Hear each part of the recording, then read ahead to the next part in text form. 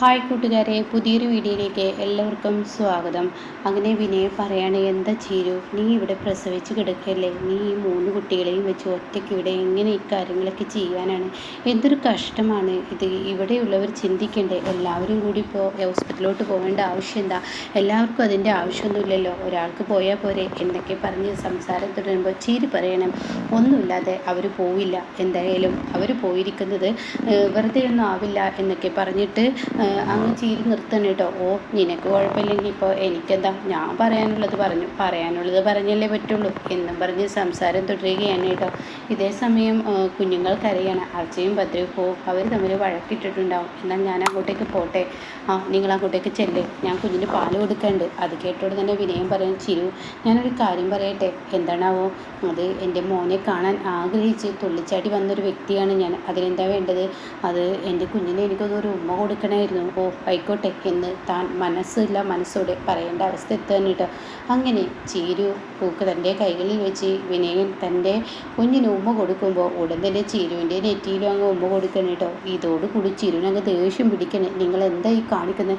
ചീരു, സ്നേഹം കൊണ്ടല്ലേ, ഞാൻ സ്നേഹം കൊണ്ടല്ലേ ഉമ്മ വെച്ചത്. നിന്നെ എനിക്ക് ഇഷ്ടമാടോ, കാരണം നീ എൻ്റെ കുഞ്ഞിനെ പ്രസവിച്ച് തന്നൊരു വ്യക്തിയല്ലേ, അതുകൊണ്ട് നിന്നെ എനിക്ക് ഇഷ്ടമാണ് എന്ന് പറയുമ്പോൾ ചിരുവാകെ പെട്ടുപോയിരിക്കുകയാണ് കേട്ടോ. ഈശ്വര, വല്ലാത്തൊരു കുരുക്ക് തന്നെ എന്നിങ്ങനെ ചിന്തിക്കുക. പിന്നീട് വിനയൻ അത് പറഞ്ഞ് സന്തോഷത്തോടു കൂടി റൂമിലോട്ട് പോവാണ്. എന്നാൽ ചീരു ആണെങ്കിലോ ഇങ്ങനെ ചിന്തിക്കുകയാണ്. വിനയൻ ഉമ്മ വെച്ചത് തനിക്ക് എന്തൊക്കെയോ തോന്നുകയാണ് കേട്ടോ. തൻ്റെ ഉള്ളിൽ പക തോന്നി തുടങ്ങുകയാണ്. പിന്നീട് കാണിക്കുന്നത് അനന്തമാഷിനെയാണ്. സുശീല വന്ന് കല്ലുതുള്ളി അനന്തമാഷിനോട് പറഞ്ഞ കാര്യങ്ങളൊക്കെ കുറിച്ച് ചിന്തിക്കുകയാണ്. അപ്പോൾ ഇതൊക്കെ ഇന്ദ്രനോടും അതുപോലെ സത്യനോടും സോനയോടൊക്കെ പറയണം. അപ്പോൾ ഇപ്രാവശ്യത്തെ സുശീലയുടെ വാക്ക് എനിക്ക് വലിയ പേടിയാണ് തോന്നിയത്, ഒരു ഭീതിയാണ് തോന്നിയത്. സുശീല പറഞ്ഞത് അവൾക്ക് പകയാണ്, അതാണ് ഇപ്പോൾ അവളുടെ ഉദ്ദേശം. അതായത് നാട്ടുകാരെല്ലാവരും അവളെ കൈവിട്ടു എന്ന് വീട്ടുകാരെല്ലാവരും കൈവിട്ടു എന്ന് തോന്നൽ വന്നപ്പോൾ അവൾ നാട്ടിലേക്ക് ഇറങ്ങിയിരിക്കുകയാണ്. അതാണ് സംഭവം. നാട്ടിലെ മക്കളെ അപമാനിക്കാനായിട്ട് അവൾ ഇറങ്ങിയിരിക്കുകയാണെന്ന് പറയട്ടോ. ഇത് കേൾക്കുന്നവരൊക്കെ ആകന്തം വിട്ട് പോവാണ്. എന്തായാലും സുശീലയെ മക്കൾ ചില സാഹചര്യങ്ങൾ വെച്ച് ഒന്ന് ഒതുങ്ങിക്കൊടുത്ത് അകത്തോട്ട് കൊണ്ടുവരികയാണ് നല്ലതെന്ന് പറയണം. ഈ സമയം ഇത് കേട്ട ഉടനെ തന്നെ ഇങ്ങനെ സോന പറയണേ, അമ്മ ഇപ്പോൾ പോകുന്ന സ്ഥലം ഇപ്പോൾ എവിടെയായിരിക്കും, അതിപ്പോൾ ഏകദേശം അമ്മ പോകാനുള്ള സ്ഥലം പോലെ ഇടയുണ്ടാവുള്ളൂ. അത് കേട്ട ഉടനെ തന്നെ, ഹർഷയുടെ വീടല്ലേ സോനെ നീ ഉദ്ദേശിച്ചത്, ഹർഷയുടെ വീട്ടിലോട്ട് തന്നെയായിരിക്കും അമ്മ പോകുന്നത്. അതെന്തായാലും അറിയാം, നീ പറഞ്ഞതുപോലെ ഹർഷയുടെ വീട്ടിൽ പോയി കൂട്ടിക്കൊണ്ടുവരണം. ഇവിടെ ഇപ്പോൾ ഹർഷയുമായുള്ള കൂട്ടുകെട്ട് അമ്മയുടെ അവസാനിപ്പിക്കണം.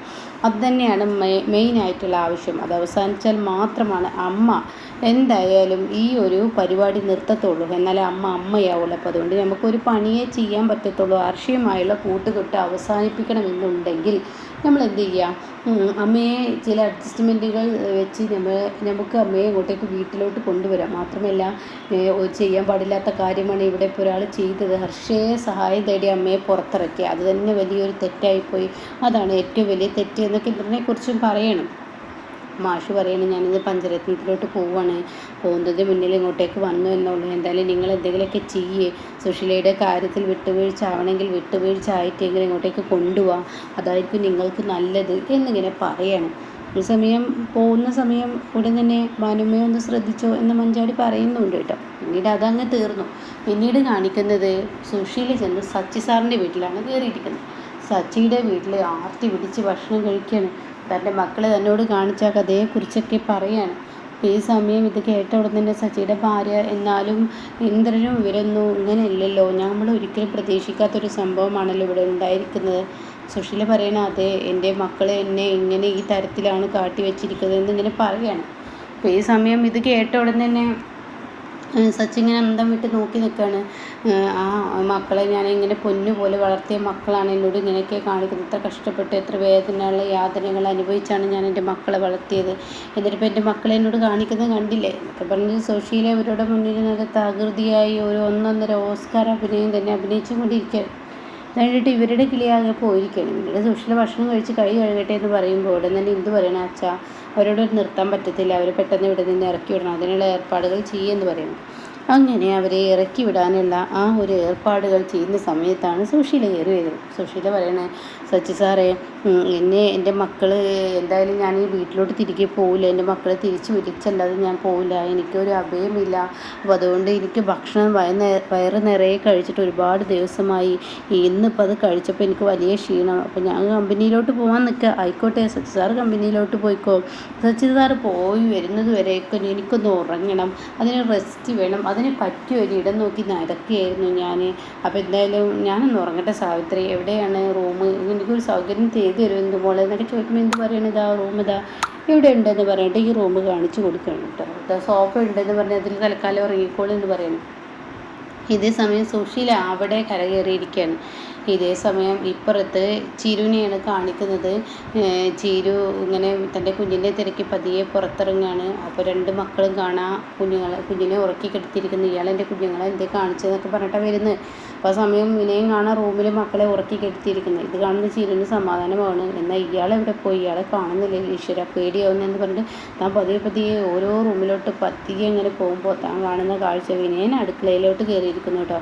അടുക്കളയിൽ കയറിയ വിനയനെ കണ്ട ഉടനെ ചിരി ചോദിക്കണം, ആഹാ ഇതെന്തപ്പോൾ ഇത് അടുക്കളയിൽ കയറിയിരിക്കുന്നത്, അത് നമ്മുടെ മക്കൾക്ക് പാല് വേണമെന്ന് പറഞ്ഞു അവർക്ക് പാല് തിളപ്പിച്ച് കൊടുത്തു. പിന്നീട് ഞാൻ അവരെ ഉറക്കി. അതിനുശേഷം എനിക്കൊരു ചായ ഇടാന്നൊക്കെ കരുതി ചായ ഇടാൻ വന്നതാണ്. ഞാൻ നന്നായി ചായ ഇടും കേട്ടോ, കോപ്പിയും ചായയൊക്കെ ഇടാൻ എനിക്കറിയാം, അതുകൊണ്ട് ഞാൻ നന്നായി ചായ ഇടും എന്നൊക്കെ പറഞ്ഞിട്ട് ചായ ഇടൽ തുടങ്ങിയാണ് കേട്ടോ. അങ്ങനെ ചായയൊക്കെ ഇട്ട് ചീരുവിന് കൊടുന്നു കൊടുക്കുക. അപ്പോൾ ചീരുവാണെങ്കിലോ നല്ല മടിയുണ്ട്, നല്ല പേടിയുണ്ട് ചീരുവിന്. അങ്ങനെ വിനയൻ്റെ ചായ വാങ്ങി കുടിക്കണം. അപ്പോൾ വിനയൻ പറയണത് എൻ്റെ അടുത്ത് വന്നിരിക്കുക എന്ന് പറയണം. ആ സമയം ചീരു അകന്ന് പോയിരിക്കണം. അപ്പോൾ ഈ സമയം എൻ്റെ അടുത്ത് വന്നിരുന്നില്ലെങ്കിൽ കുഴപ്പമില്ല, എൻ്റെ ചായ കുടിച്ചോക്കും. ചായ കുടിച്ചിട്ട് ചീരു പറയണം നന്ന് എന്ന് പറയുന്നു കേട്ടോ. എന്നാൽ ചീരു, എൻ്റെ വണ്ടി ഞാൻ നിനക്ക് കാണിച്ചു തരാം, നമ്മുടെ മോന് വന്നതിന് ശേഷം നമുക്ക് വെച്ചിട്ട് കയറ്റാണ്. ഓരോ ദിവസവും ഓരോ കയറ്റങ്ങളാണ്. മാത്രമല്ല ഞാൻ ഈ വണ്ടി വാങ്ങാൻ ലോൺ ഇടാനൊക്കെ വിചാരിച്ച ആ സമയമാണ് നമ്മുടെ അച്ഛൻ നമ്മളോട് പറഞ്ഞത് 2 ലക്ഷം രൂപ ഞാൻ തരുന്നു. ഏതച്ഛൻ? നിൻ്റെ അച്ഛൻ തന്നെ. എന്തായി പറയുന്നത്? അച്ഛനെ എപ്പോഴാണ് കണ്ടത്? അയ്യോ, ഞാൻ വണ്ടി വാങ്ങിയ ഉടനെ തന്നെ എൻ്റെ അച്ഛനെ കാണിക്കാനാണ് കൊണ്ടുപോയത്, അച്ഛനെ കാണിച്ചു, അച്ഛനാണ് ഇതൊക്കെ പറഞ്ഞത് എന്നൊക്കെ പറയണം. അപ്പോൾ ചിരുവിനത് വിശ്വസിക്കാൻ കഴിയുന്നില്ല. എന്നിട്ട് വിനയം പറയണത്, വാ നമുക്ക് എന്തായാലും അങ്ങോട്ടേക്ക് പോകാമെന്ന് പറഞ്ഞിട്ട് വിനയം ഇങ്ങനെ വിളിക്കുകയാണ്.